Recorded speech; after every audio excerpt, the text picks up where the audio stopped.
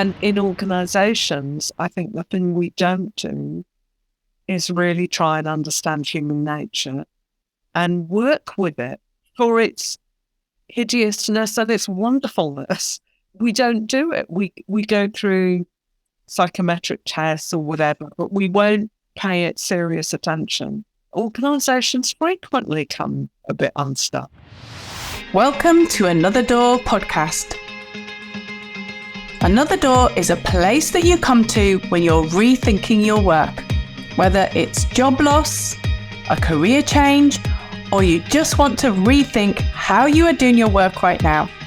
Come and find us at anotherdoor.co.uk.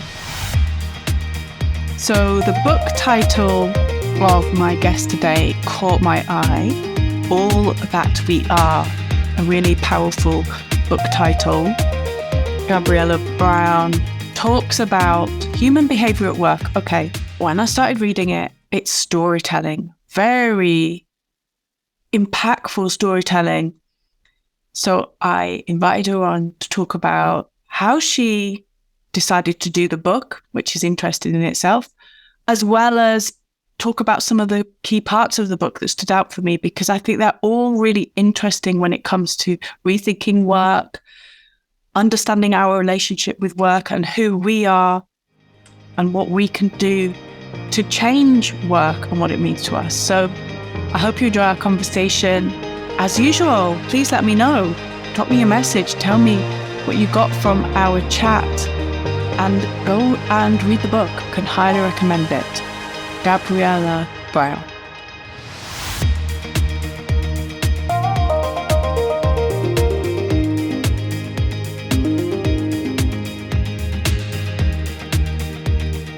Thank you so much, Gabriella, for coming on. I'm really excited about talking to you today. You're very welcome. Thank you so much for inviting me. I think it's a great podcast, so I'm delighted to be here. Quick introduction, and then we will go for it. Well, I'm Gabriella Braun. I'm the director of a niche consultancy firm called Working Well, that basically tries to do what it says on the tin, help people to work well. We work across all kinds of organisations and industries, so private sector, public sector, charitable sector, arts and culture, education, finance, all sorts of different areas. And what the speciality is, and I think it is a bit special, is applying psychoanalytic thinking and systems thinking to really dig under the surface of what happens in the workplace. That's what I do in my work. I work with leaders, I work with teams. I've used that to write my book in a very powerful way, which we will explore in a minute. Have you got another door moment to share? We usually start with just like people sharing an another door moment for them. Can be a big thing, can be a small thing. Actually, I want to go back in time because I think I probably am a bit of another door kind of person. I quite often do the closing of the door myself. So back in 1992, I'm giving something away of my age, I closed the door on employment. I decided I was going off on my own. I'd done various things. I'd been in education. I'd worked in further education. I'd worked in an awarding body design where I was a leader and I was designing national qualifications and leading about assessment.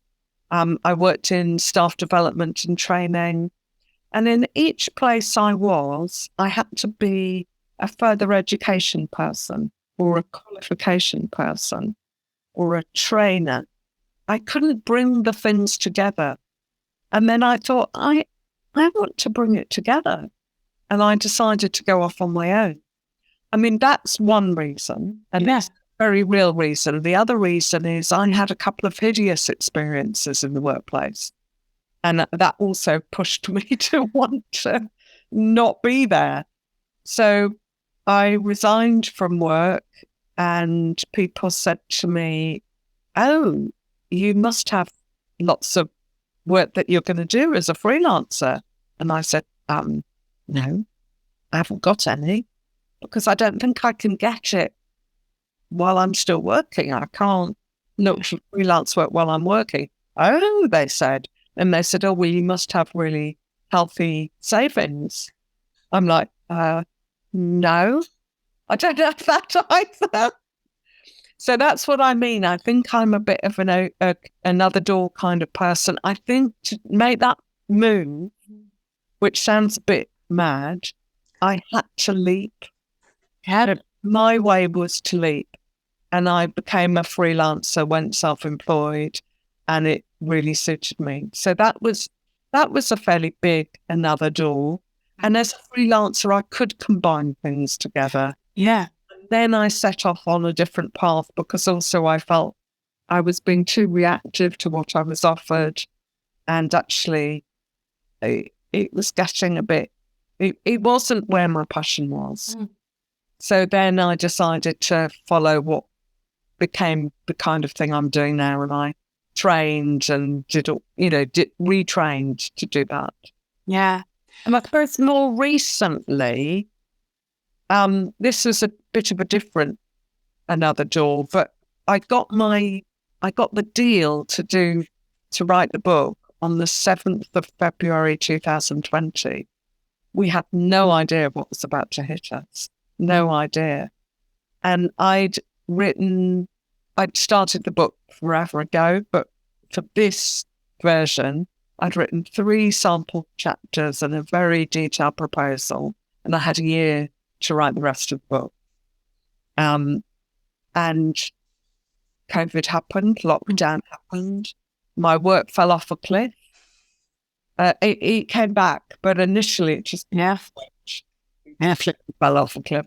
So that wasn't, and I've heard other people talk about that on your podcast as well. That certainly wasn't me closing a door, but the door closed. Yeah. And I just settled down to write. And I suppose as part of that another door moment, at one point I thought, I am now exposing so much of myself, which I hadn't ever imagined I'd do. And I wasn't sure I'd be able to work again in the way I had been. And I decided with remarkable ease, actually, I was quite shocked at myself.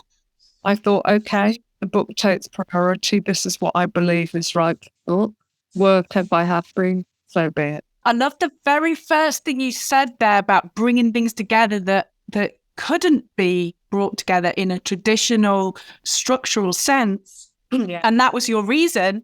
I'm pretty sure people who listen to this podcast will resonate with that, because sometimes we do think, but there's this part of me and there's this part of me, but it doesn't fit under a job title, because we so often live under job titles and it doesn't work in that space. So that's fascinating. Exactly. It doesn't work in that space. Yeah. Yeah. But you went off and created it. Powerful. Yeah. And then what you've just said now around, exposing yourself, being more transparent, and wondering, does that mean I'm letting go of something? Again, how many of us get to that point of thinking, well, if I do that, does it start closing doors that I might need? Will I stop? A lot of people say, if I start writing, if I start doing this, will I lose corporate work? Which is really interesting kind of psychology around what we think corporate work is and what people do and don't want from us.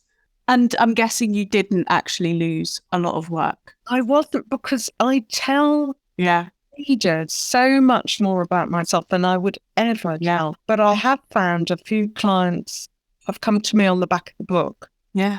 They know about me in a way that they wouldn't normally. And it's been fine. I've thought, oh God, that won't work. But it's been fine. Yeah. It may lead to different conversations. What I have found interestingly is that they often want to just go deep very quickly. They've read the book and they know that's what I do. Yeah. Whereas if people who don't know me, haven't come across the book, they'll take the time to get there and I'll take time with them. But if they've already read the book, they might just go straight in there because they think, oh yeah, this is what she does and this is what I want. Well, that's a really powerful message. Yeah, you're almost cutting out quite a lot of that time by the book has done the work for you as part of your process. And so you're actually bringing in a client in a very different stage to what you might have been in the past. Absolutely. Interesting. Yeah. Right. Okay. Well, now we could do the book. I've got it in my hand. All That We Are, which the title in itself intrigued me, and the book cover. Love the book cover.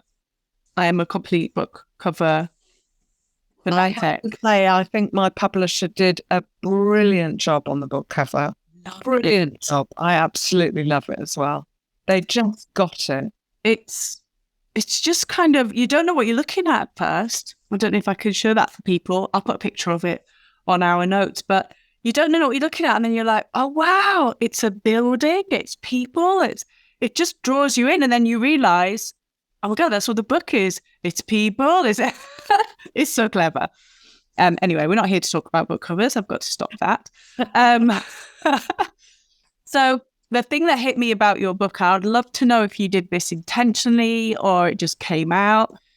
Unlike maybe other books that have written about this, the title, Uncovering the Hidden Truths Behind Our Behaviour at Work. Okay, there might be other books who sort of talk about this. But to me, they come from an expert point of view. And it's like, this is wrong and that's it. And this is how you do it. And, it's all expertise and how to fix it.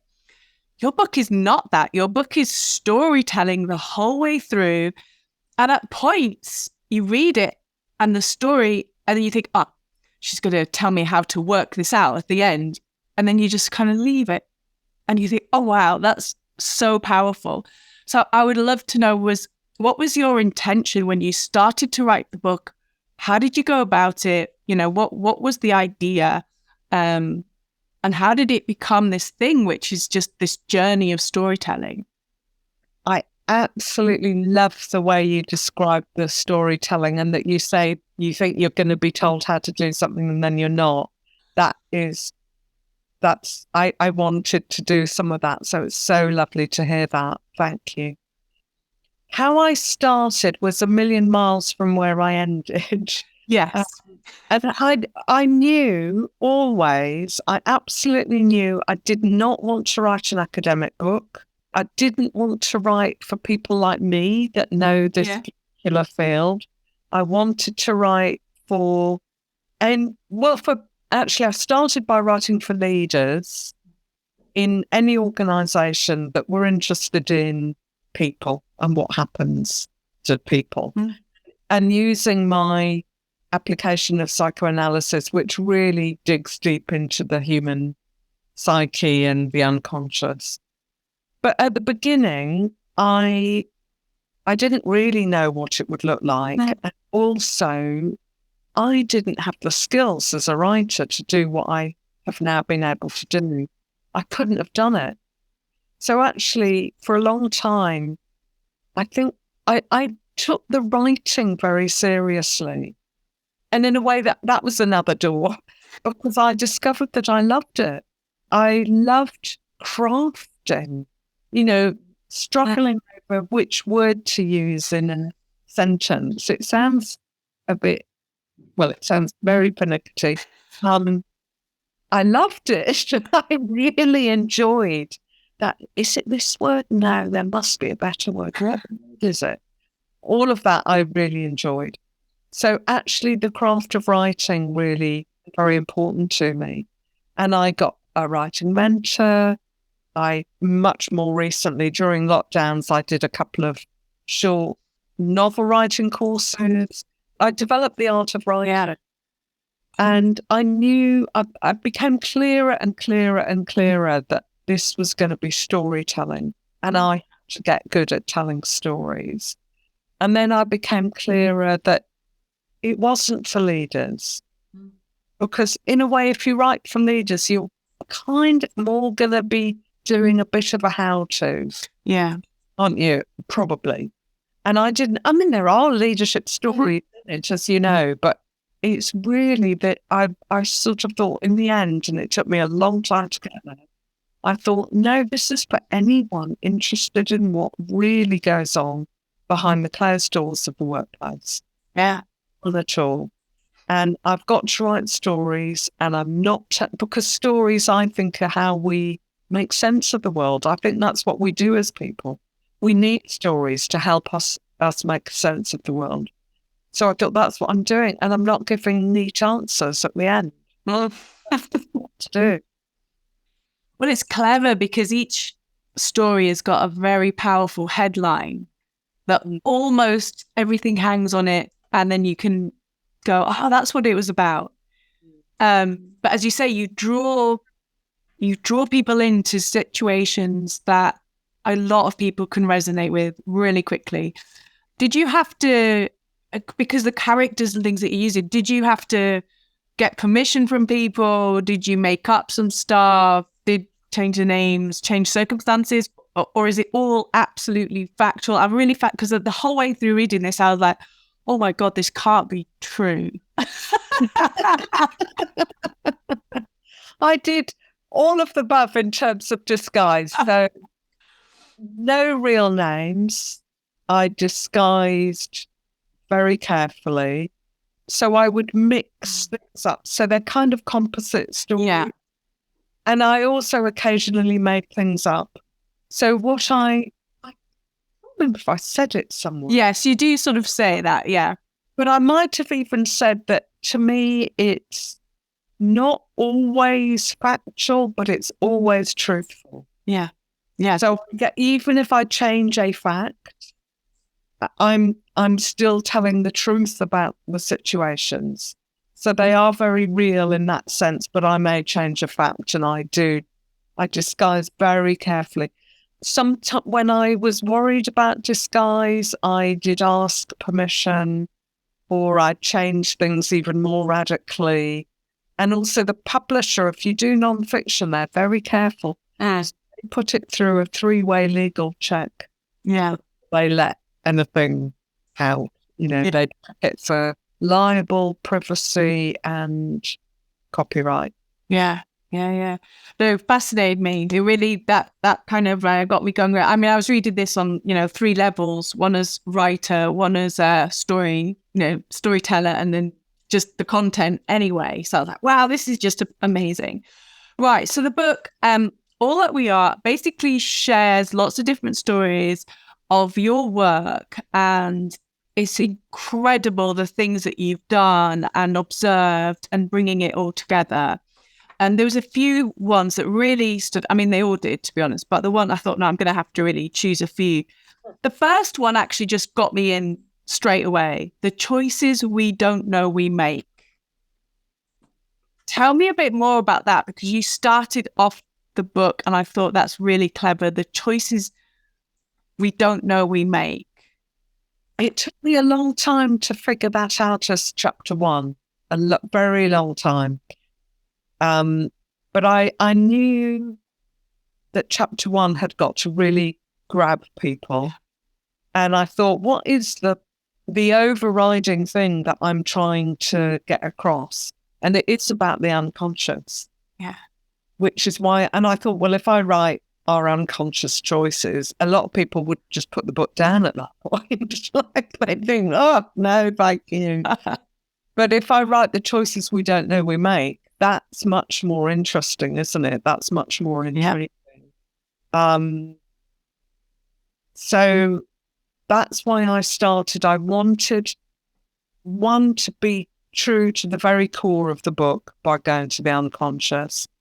2, for it to be dramatic. And that work was dramatic, in that story. And also, in the end, I thought, actually, it is really helpful to show me at the very beginning of my work in this area, and including me taking stuff to supervision and saying, what the hell is happening? I don't know what's going on, and I don't know what I'm doing. Help.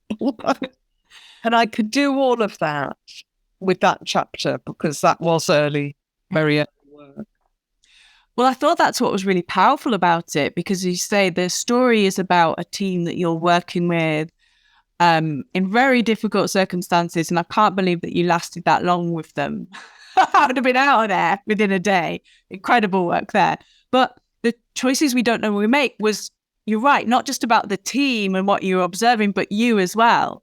And you started sharing that. And as you say, you started sharing your experience of being that, I'll say facilitator, but obviously you were in a different context there, of that team, but you're having to learn as well. And I just thought, wow, that's so many different levels of messaging there around choice. You as an expert exploring, and the team.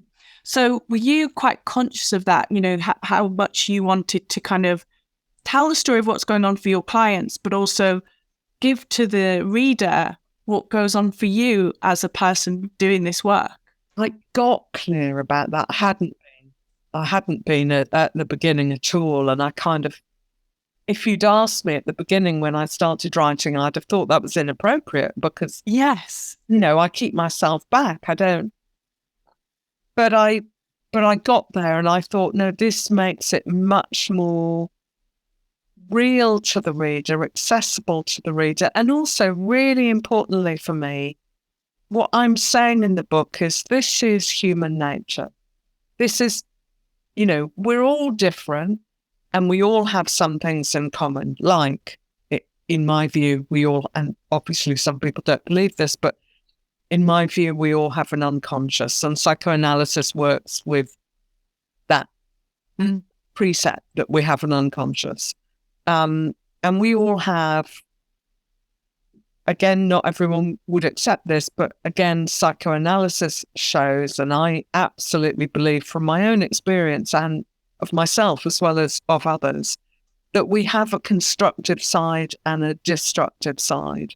And we can't just look at other people and say, oh my God, look at their violence or their aggression or their cruelty. Or we're all capable of that stuff. Some of us, of course, more than others, but we have those things.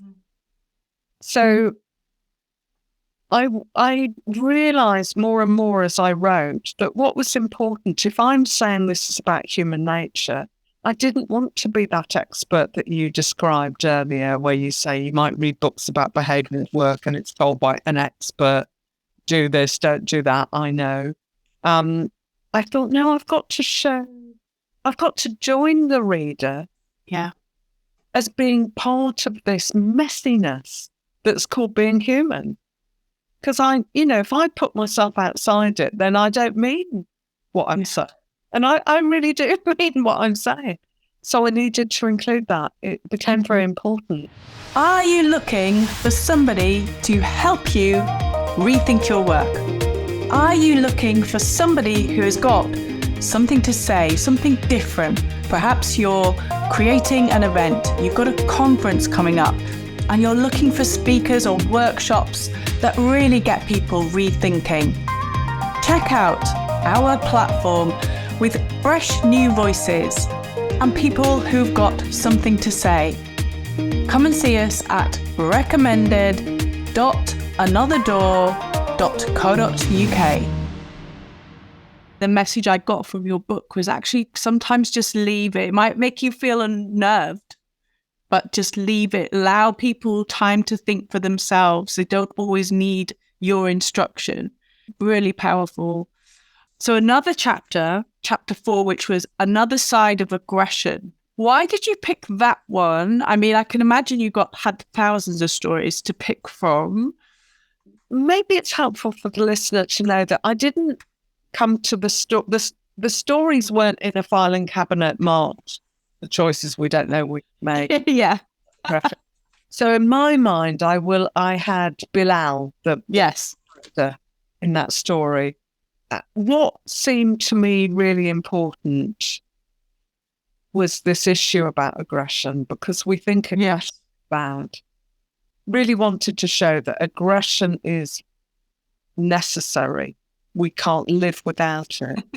Problem isn't whether we have it, the problem is how we use it.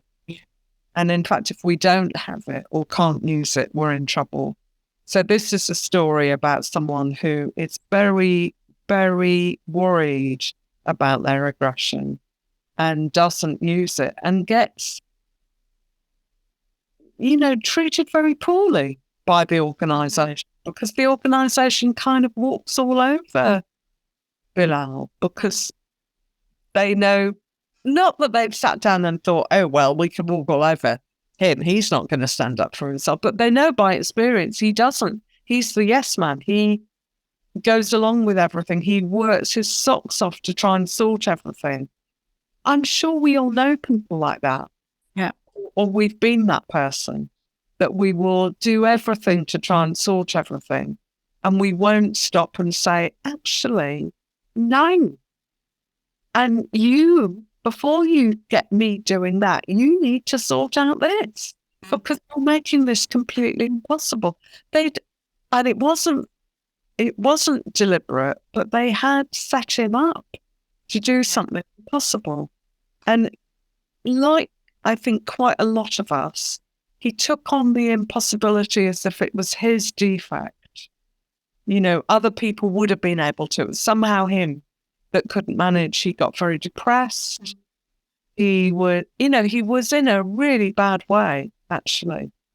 And so I thought this story was really important in showing that actually we have to use aggression, and we can use it really healthily. And he turned something around for himself by getting hold of it. Yeah. And a lot of people would call that assertiveness, and I deliberately don't, because I think we use assertiveness as if that's the goodie and aggression is the baddie. And it's exactly the same thing. Yeah. And so I don't want to kind of fudge that this is all about aggression by calling it assertiveness. It's still about aggression. It's just whether we use it well or badly. I guess the message is, whatever you think you are, or whatever you kind of labeling yourself with in your internal story, is challenge it, because it might not be helping you. In fact, it probably won't be helping you. It's the very thing that's holding you back, but it could be the very thing that also helps you forward. That's a brilliant way of pushing it. It's not that you have to change it. It's just you have to change how you handle it. As you said, you know, how you handle it and how you think about it. Yeah. Yes. Yeah. That's the most powerful thing. Because I think when people feel like they have to change, or they're going through some, trauma, or they feel like the whole life has to change, but it's actually maybe, no, you don't have to change too much. It's just changing what you think is going on for you into doing something a bit more positive for you. Which feels more achievable. So yeah, I love that story. I just think, again, language, aggression, embracing. You went fully in there with, owning aggression, which was powerful. You put the book into various parts, and part 2 is about losing ourselves. And there's stories around, again, identity, I guess, and what we think about. It made me laugh when Losing the Plot featured Eleanor. Yes. I was like, oh my God, is this me? No, but you appreciate. I did have to read it a couple of times, like make sure that's not me, but no, it wasn't me. I'm not that aggressive at all. She did lose the plot quite a lot, not quite how I would lose the plot, but yeah, losing yourself and ourselves. Why did you think that this is an important thing to pull out as a big message for people? And what's the underlying themes in it? Because the stories all sort of have an underlying theme in it. Well, the underlying theme and why I pulled it out, I basically, in the end, I followed a kind of developmental model of human nature, really. So the first part is human nature at work. Yeah.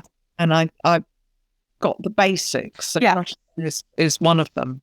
And life and death is another one. So that's in the first part. And then I went to losing ourselves, and then I went to finding ourselves. And really the two, they are about the destructive part of ourselves, which means we can get lost in our destructiveness. We can go down horrible spirals of destructiveness, and the constructiveness, and how we can, what our potential, that we can how fulfill our potential. And that was why I did that.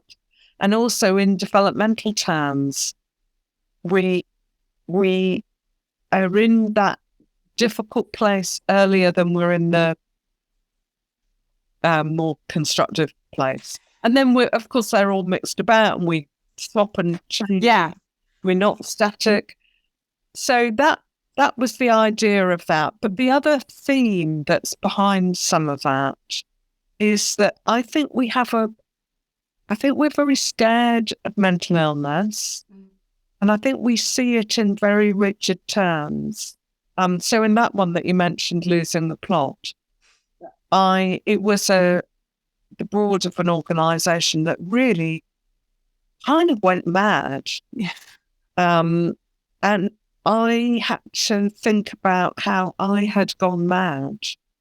I'd experienced myself as mad as part of my analysis of being a patient in psychoanalysis. And I was terrified of it. I was really frightened of it. Probably for me, it had a very particular resonance and fear because my mother, at the age of 78, was diagnosed with bipolar, which I do mention in the book as well. So, mental illness was pretty frightening for me. And if you've got a parent who's mentally ill, I think generally you're frightened that you also are going to be mentally ill. And I think I have this feeling, and I think generally people have this feeling that if you're mad, you're mad. There's no coming back from that. And people are sane or insane. And of course, there are people with psychiatric illnesses who don't get fully well again. But basically, the rest of us all go a little mad at times and lose our minds and can recover our minds. And it happens to us individually. It happens to organisations a lot. And I really wanted to show that. So that's why Losing the Plot, I thought, it's such an obvious title, really. I wanted to show an organisation can go mad and it can recover like we can as people. I just thought that was such an interesting story that, again, people could probably resonate with if they're working in organisations and they're seeing this stuff unfold. And then to a degree, when I was thinking recently, it feels like our government goes mad. What are they doing? What is, it's all unraveling. Yeah. And this kind of groupthink or this group actions that then just keep grabbing your story, kept on escalating. And people who would never do X suddenly are doing X, and people just not understanding it. It was so interesting. And the times of change and pressure, I'm guessing this is when you get brought in because people will start reacting very oddly. And it's times of such pressure. Yeah. And they haven't got any reserves there. They haven't built up anything that they can draw on. They just lose it. Yeah. And I was thinking how many people out there had bosses, teams that lost the plot during COVID because they were so under pressure. They couldn't handle this change, this uncertainty. Now they have to work from home. They've never done it before. All of this stuff. And in organisations, I think the thing we don't do is really try and understand human nature and work with it for its hideousness and its wonderfulness. We don't do it. We go through psychometric tests or whatever, but we won't pay it serious attention. Organisations frequently come a bit unstuck. I can think of examples where bad behaviour has been excused through rationalising, well, this is because it's this and this and this. And it's almost like, it's like a pop culture thing, so they kind of come and we trivialise it when it's quite serious. So, oh yeah, that boss is a bully. Oh yeah, that's because he's X, Y, Z. I don't care. He's still a and it's not okay. Yeah. So it's fascinating, again, some of the stories you sort of help, what people can do if it's not them, they could see others behaving in that way. What can you do? How can you protect yourself? How can you work with it and handle with it? I've interviewed people before and they've said, well, you have to just leave because there's nothing you can do. But actually, you give storytelling different ways of seeing things. But I think that's quite interesting for people because they might be in situations where they see people who are losing the plot and going mad and not great behaviours. But what do they do? That will depend on your role and what sort of power you've got. So if you're a leader, you can help to create spaces to make sense of things, and reflective spaces where the whole task is to think and understand, and from that to change things, to pull back on insanity, for instance, or pull back on awful behaviour being accepted. You can do much more if you're a leader. If you're a member of a team and you're witnessing it, that can be very, very distressing and horrible. I think it's really important that people try and find spaces to speak. So even if it's just going to somebody who you witness something happening to and letting them know that you witnessed it, and letting them know that you don't think it's acceptable, and letting them know that you're distressed by it, even if you don't know what else to do about it. You've thought of reporting it, you don't know where, but leave them, because then you're not just leaving them, the person you saw something happening to, you're not leaving them isolated with it. So I think there's something really important in the power of speech. Yeah. And if something has happened to you that you might feel, and of course you have to protect yourself, but you might feel there's someone that you can talk to about it, and see where that goes, see if it's possible, or you could maybe ask for coaching or mentoring, or ask for some means of support, maybe from outside the organisation. Yeah. Yeah, and that's certainly what, your stories are showing, that there is this great relief in sharing. And when people are brave enough to open up and share, nothing but good comes from it. Well, a couple of times odd things, but most of the time, really good stuff comes from it, in whatever circumstance. So yeah, it's tough. It's a tough one, isn't it? Again, it just was crossing my mind as I was going through it, like, oh, it's so hard, some of this stuff, though, to take that first step, to put your hand up, or to open up or speak to somebody because of the troublemaker, or, whatever label you think you're going to be called. But then it's powerful. And I guess that's the final chapter that I kind of picked out, kind of leads into that, although a different kind of angle. But speaking the unspeakable, that really stood out. And again, how, brave, is it brave to do that, or is it just the right thing to do? But again, you were bringing the book to a close in that chapter, and then you obviously got your kindness bit as the final bit. So the two together, I was really curious, was that important to you, to leave people feeling like they've got these powers, speak up and kindness coming together as some sort of secret kind of weapon, or some sort of secret power? I hadn't heard them in my mind. I had thought, and then the final one is looking back to move forward. So that's about loss and mourning. Yes, and that makes sense. Yeah. But I haven't. Yeah.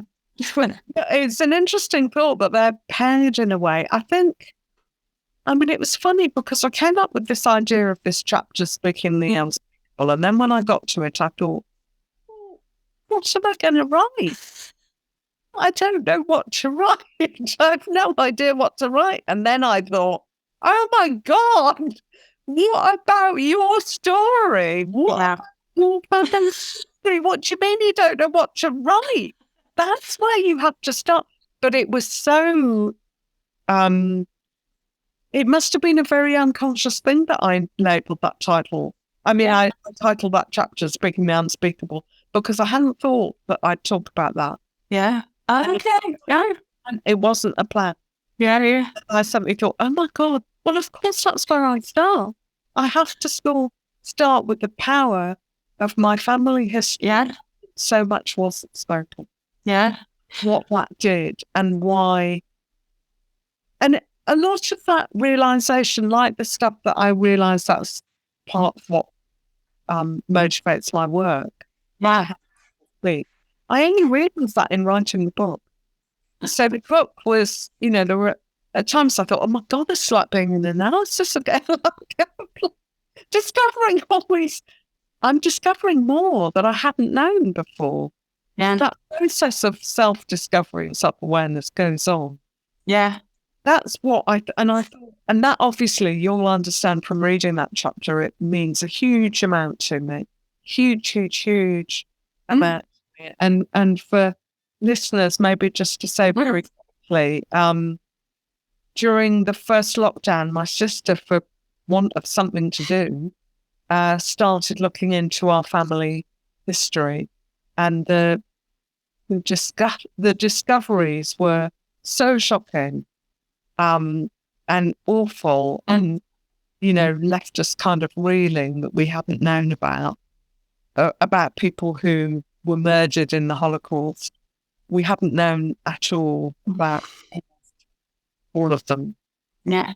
So that suddenly became the obvious place to start. But then that's the first half of that chapter. And then the second half is that team that I worked with that you obviously read about. And they were so impressive. Yeah. The ability to be brave and to really talk about the impact of their work on them in very courageous ways. That was incredibly moving. People generally in our society are so strained and pressured now. We've had year after year after year of awful stuff going on. Pandemic of the kind we've never known, numbers dying of the kind we've never known, things going horribly wrong in ways we haven't known. And now, cost of living crisis, people are in serious anxiety. But I found myself earlier, I had the news and the temperatures are going to drop like mad the next few days. And I was thinking, oh my God, people are going to die on the streets in the next few days. Because there are a lot more people on the streets now. It's horrific. It's horrific, some of what's going on. And all of that we're living with goes into our organisations who are also under pressure, but they're also absorbing the pressure of the individuals that come to work in them.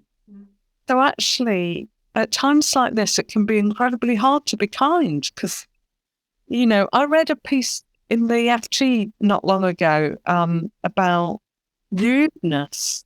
Workplaces are much ruder than they were years ago. And I thought, well, that's linked to anxiety. When we get very anxious, our tempers fray, we don't manage ourselves so well, we might just let rip because we're anxious. And that's a negative use of aggression. Yeah. But at the moment, there's huge amounts of anxiety. So kindness is pretty hard. And it's short supply, but it can go such a long way. Yeah. And I think if you can, whatever circumstance you find yourself in, we all do have the ability to be kind, and that can help you in its own right, in whatever situation. You feel better about yourself, the person you've been kind to, or the situation, you've done something positive. It can make a huge difference. Thank you so much. I feel like I've kind of properly interrogated. Look, all my little notebooks here. I've interrogated you on your book. Oh, it's been a pleasure. You asked some great questions. But yeah, it is a book that does that. I can highly recommend it. You have to read it, but it will make your mind go, oh, this, that. And I would invite people to do that, to actually, well, what is it setting off in your mind, and scribble and give yourself time to think about what you're reading and taking away, because that is what the book does. Absolutely. Thank you so much for coming. Oh, you're very, very welcome. I thoroughly enjoyed our conversation. Thank you. Yeah, I've really enjoyed it, and I feel really privileged. Thank you so much. Thank you as well. Are you looking for somebody to help you rethink your work? Are you looking for somebody who has got something to say, something different? Perhaps you're creating an event, you've got a conference coming up, and you're looking for speakers or workshops that really get people rethinking. Check out our platform with fresh new voices and people who've got something to say.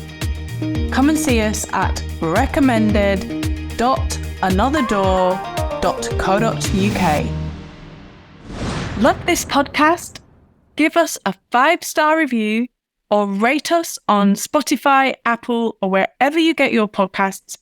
It can really help us make more great content like this episode and get it out to a wider audience.